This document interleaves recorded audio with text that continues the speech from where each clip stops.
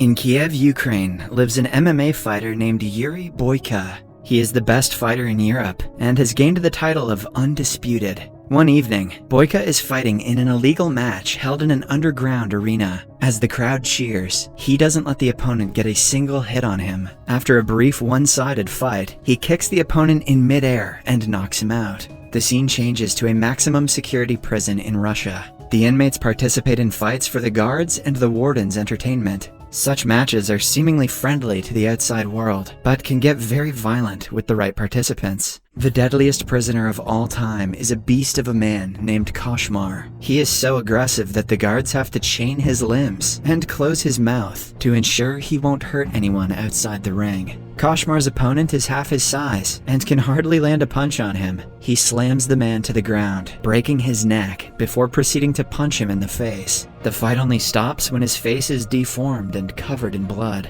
Koshmar is known for killing every opponent he fights against, showing them no mercy. He is more of a monster than a human and has no guilt for killing so many people.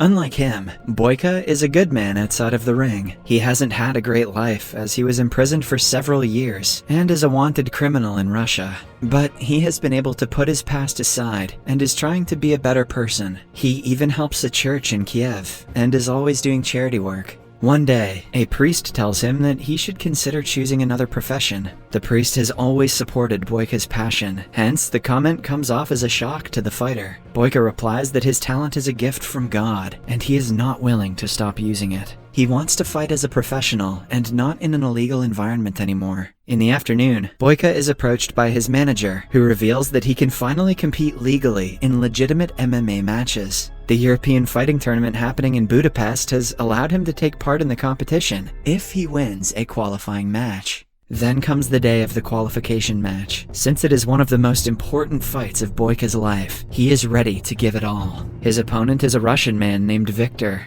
The match begins and Boyka lands the first effective kick. In the first few minutes, he shows his defending skills, deflecting every single attack made on him. As Viktor gets more frustrated, it is easier for Boyka to make an attack. The judges on the sidelines are already impressed, so when he knocks Viktor out with a knee to his jaw, it confirms his qualification. Everyone thinks the match is over, but Viktor surprises them by getting up. Seconds later, he is knocked down a second time, but he refuses to accept defeat. By now, Boyka is frustrated, so he lands a third punch on Viktor's face, knocking him senseless. After the win, the organizers invite Boyka to Budapest to fight in the league, which will open many doors of opportunities for him. The manager gives Boyka a bundle of money, asking him to train hard because the next match is in 2 weeks. While leaving, Boyka sees that Viktor is in critical condition. He feels guilty for hurting him that bad and would have never done it if he had given up after the first knockout. Boyka remembers the priest's advice and prays for Viktor's fast recovery. At night, he wakes up to a nightmare of him killing an opponent in the ring. The very next morning, he goes to the manager and inquires about Viktor. To his shock, he is told that Viktor died last night in the hospital. They had signed a pre-match contract, so the blame falls on nobody. However, in his heart, Boyka knows that he is the cause of the death. I mean, obviously. Upon being asked about Viktor's family, the manager gives him a bag that belonged to him. Inside it, Boyka finds a letter from Viktor's wife and their picture together. In reading the letter, he can feel the pain his wife must have gone through when she found out about his death. Right then, Boyka decides to apologize to her and make sure she is not facing any problems in life. He knows that his crime will not be forgiven even then, but he doesn't want to run away from the path of redemption. Boyka tells the manager about his wish to go to Russia to meet Viktor's wife, but the guy is extremely against the idea. Boyka is still a criminal in Russia and will be imprisoned if found by the authorities. He will have to make a fake passport, which is a huge risk now that he is so close to being a legitimate MMA fighter. Boyka understands the consequences, but is adamant about his decision. In the following scene, we are introduced to Viktor's wife, Alma, who is at his funeral. After his death, she is alone in life and has no one to turn to. On top of that, she and Viktor are indebted to a crime boss named Zurab. He comes to the funeral and suggests Alma be his mistress to pay off her debt. Alma is disgusted by his presence, but she is careful not to make him mad. She simply replies that she will rather work hard and pay him in installments. Alma owns and lives in a community center. She and Victor built it with the money they borrowed from Zurab. The place is home to many orphans and people who are in need. On arriving in Russia, Boyka goes to meet her, but notices her being taken away in a black car by a bunch of men. It turns out that she works as a waitress in Zurab's underground fighting club. He is very protective of her and treats her like his property. Later that day, Boyka goes to the fight club and finds Alma. When he tries talking to her, Zurab's people stop him and escort him outside. Boyka wants to avoid fighting, hence he politely asks them what time she will get off work. The gangsters attack him at the question, but are in turn taught a lesson for messing with a professional fighter. Zurab sees Boyka fight and is impressed by his skills. He has been needing a good martial artist in his club and wants to hire Boyka.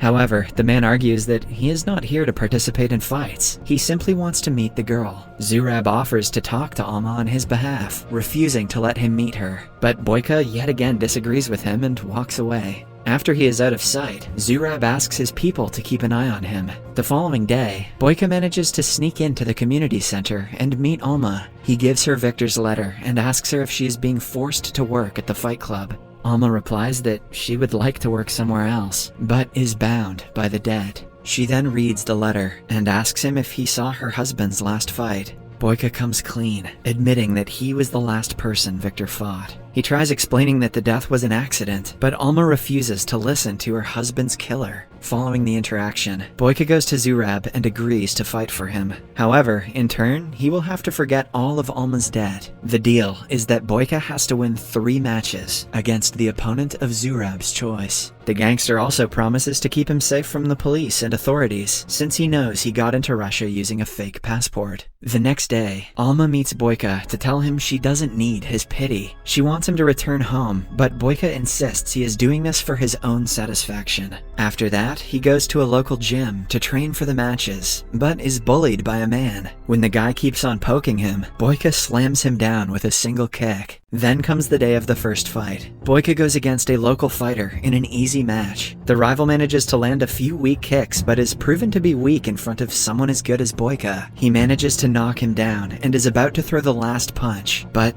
stops midway. To his relief, the opponent accepts defeat, so he doesn't have to hurt him further. After the fight, Alma serves him drinks. Boyka asks her if she is familiar with a nice local gym, because the one he is going to right now doesn't live up to his standards. Alma thinks about it for a while, before inviting him to use the gym in her community center. He trains there for the next few days, and ultimately, Alma gets used to his presence. Boyka's next match is a 2 versus 1 against a pair of brothers. He is shocked because he was never told about these rules. Zurab boasts that it is his arena and the fighters have to play by the rules. The match begins, and Boyka struggles to defend against both brothers at the same time. When he tries to fight one, the other attacks, making it hard for him to focus. Still, he manages to push one away and knock the other one down in the seconds they take to recover. It is an equal match until Boyka is kicked in his already injured lower back. The pain is unbearable until he sees Alma in the audience and continues fighting. After that, he kicks both their asses and scores a double knockout. The crowd erupts into cheers, as no one had thought he would win this match as well.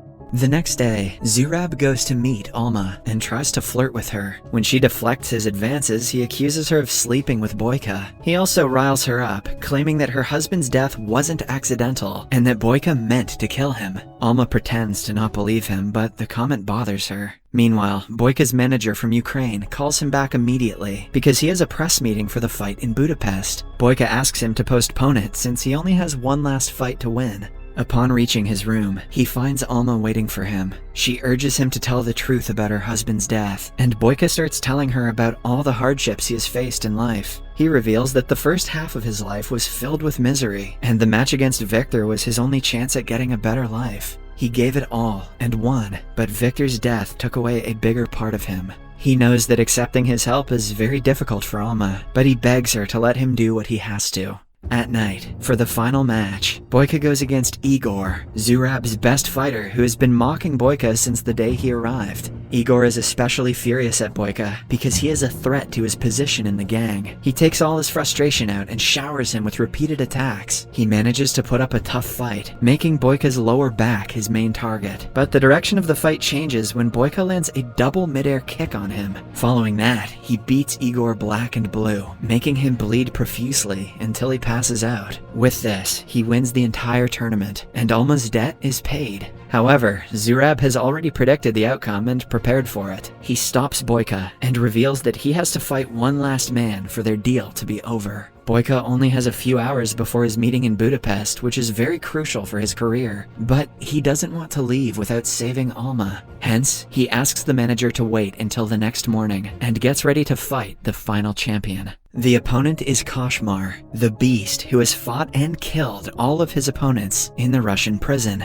He is brought into the arena in chains because of his violent nature. The fight starts, but Boyka is already too tired. He tries his best, but his attacks seem to do Koshmar little to no harm because of his physique. The beast lands several punches on him before kicking him in the jaw. Boyka falls down because of the impact and has a hard time standing back up. Seconds before losing the fight, he gathers strength and stands up again, but is again slammed to the floor. When Koshmar is almost sure that he has won, Boyka takes him by surprise and pushes him back with a kick. After that, the fight tilts to his side. He holds the beast in an arm lock, breaking his right arm before kicking him out of the ring. With this, he finally wins the match, but Zurab is still not ready to let go of Alma. He makes his minion attack Boyka while he tries to run away with the girl. Boyka is on the ground at his lowest when he sees Alma being pulled outside. With renewed motivation and anger, he attacks the guards and kills them all.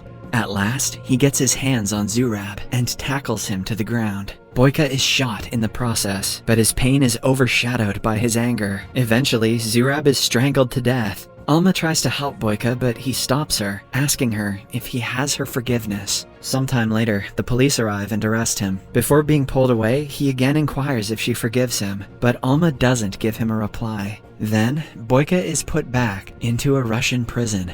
A month later, Alma comes to visit him and tells him that he is forgiven. Boyka is relieved for the first time in months, even though his plan to become a professional fighter failed. In the last scene, we see him fighting in the prison's arena, continuing to hold the title of the Undisputed. Subscribe for more videos like this, turn on notifications, and leave a like to help the channel out. Thank you for watching.